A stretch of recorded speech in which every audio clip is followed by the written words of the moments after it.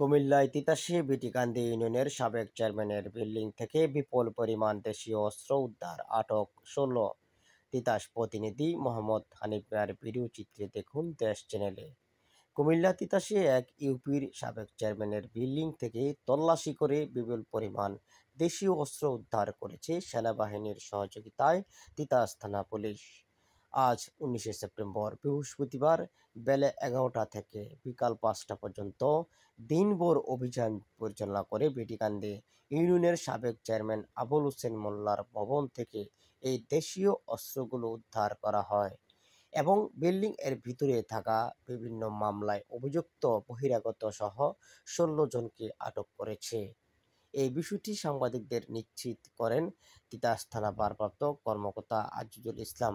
তিনি জানায়, তিতাসের বিটিকান্দি ইউনিয়নের সাবেক চেয়ারম্যান আবুল হোসেন মোল্লার বিল্ডিংয়ের বহিরাগত ব্যক্তিরা অস্ত্র নিয়ে অবস্থান করেছিলেন। এমন সংবাদ পেয়েই সেনাবাহিনী ও তিতাসের ছাত্র জনতার উপস্থিতিতে অভিযানটি পরিচালনা করে।